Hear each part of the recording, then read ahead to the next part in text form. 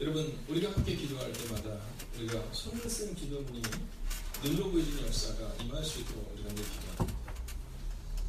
11시 기도를 통해 사랑하는 권사님들께서 또 집사님들께서 기도하실 때마다 하나님께 그렇게 기도해요. 손으로 쓴 기도문이 눈으로 보여지는 역사가 있도록 합니다.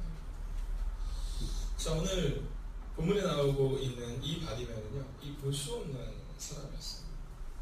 아무것도 볼 수 없는 그가 이제 보게 되는 역사를 오늘 성경으로 가르치려고 합니다. 자, 그러면 그가 어떻게 보게 되느냐, 오늘 우리가 함께 그것을 보려고 하는 겁니다. 자, 먼저 우리가 18장 38절을 보면 이렇게 기록하고 있습니다. 맹인이 외쳐 이르되, 이렇게 말합니다. 맹인이 외쳐 이르되. 자, 우리에게 만약에 간절함이 있고 우리의 삶을 바꾸기를 원한다면 첫 번째로 우리에게 있어야 되는 모습은 바로 이 할 수 있는 최선입니다. 자, 맹인이 할 수 있는 일을, 예수님을 따라가는 일을 할 수 없었습니다. 그가 할 수 있는 한 가지 일은 오직 외치는 것밖에 없었습니다.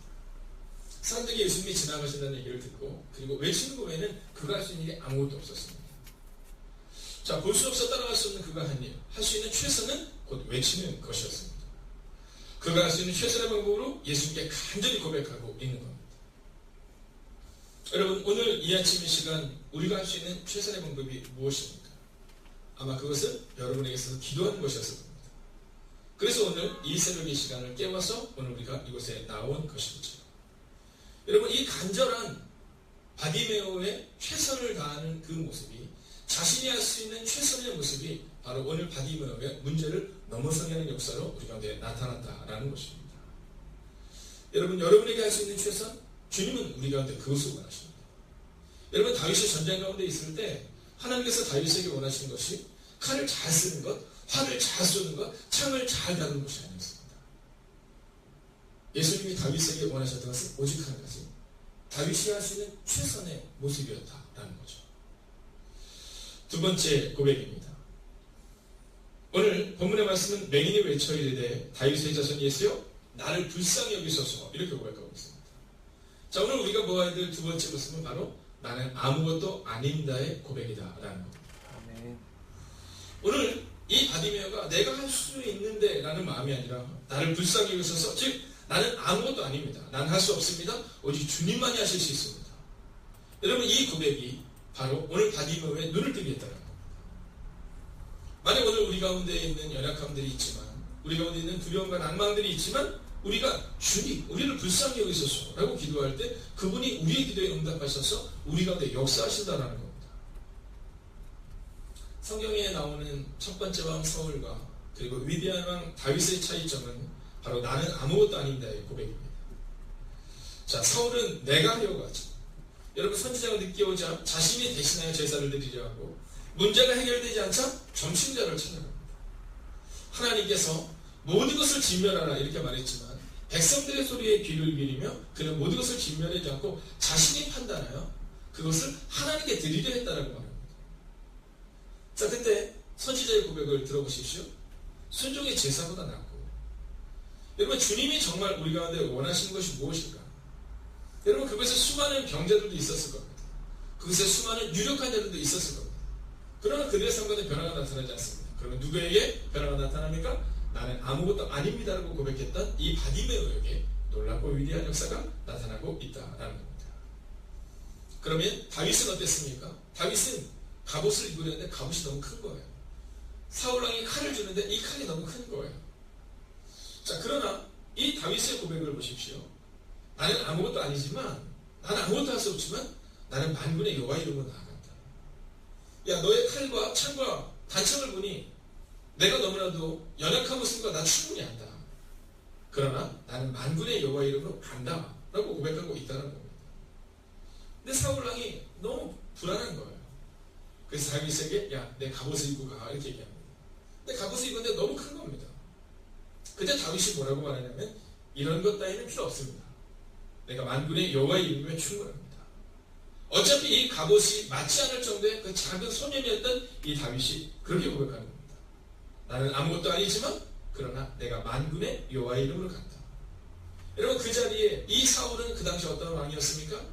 남들보다 머리 하나는 더 큰 왕이었다는 겁니다. 기본이 장대하고 전쟁에 능한 왕이었다는 거죠. 근데 그가 판단한 겁니다. 아, 이건 안 되겠다. 이건 안 되겠다. 이미 판단한 겁니다. 이건 이길 수가 없다. 그러나 다윗은 고백합니다. 나는 아무것도 아닙니다. 그러나 만군의 여호와의 이름으로 나아갑니다. 오늘 바디메오가 외치고 있습니다. 다윗의 자손 예수여 나를 불쌍히 여기소서. 이 고백은 나는 할 수 없다는 겁니다. 오직 주님만이 할 수 있다는 것이죠.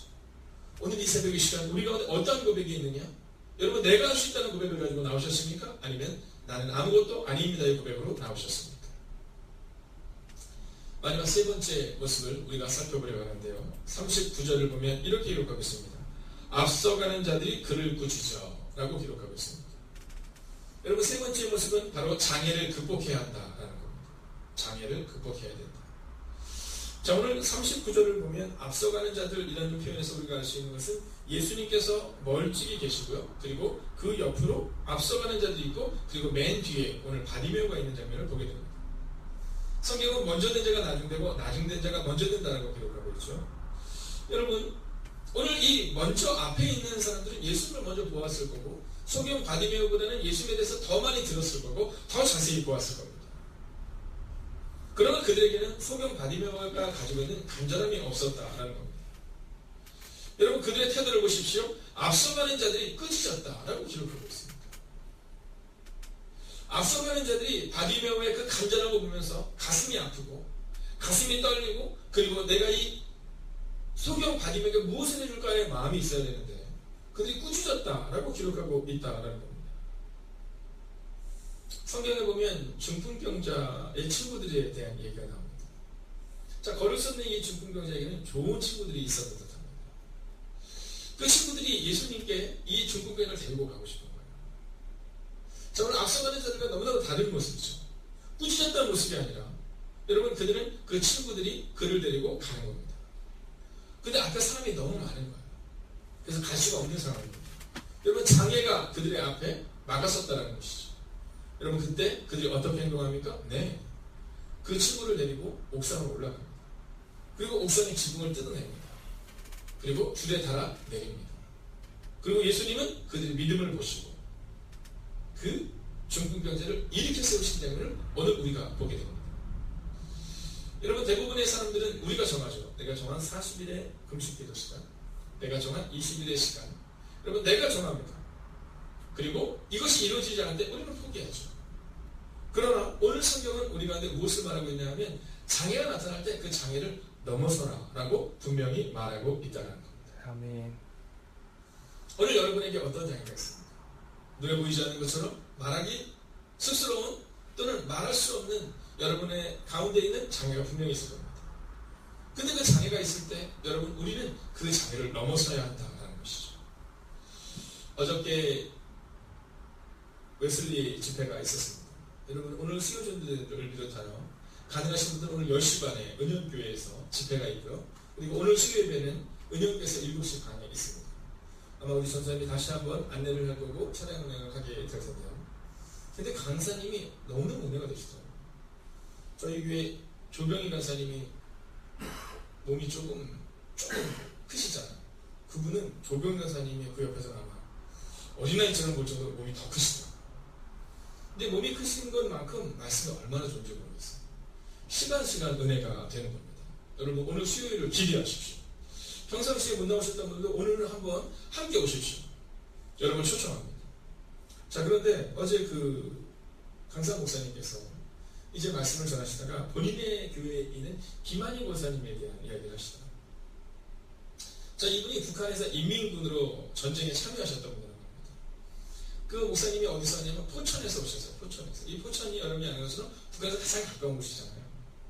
자, 이분이 인민군으로 전쟁에 내려왔다가 포로로 잡힌 겁니다. 근데 그때 이승만 대통령이 이제 포로를 풀어줄 때 그때 이제 자유를 얻은 거죠.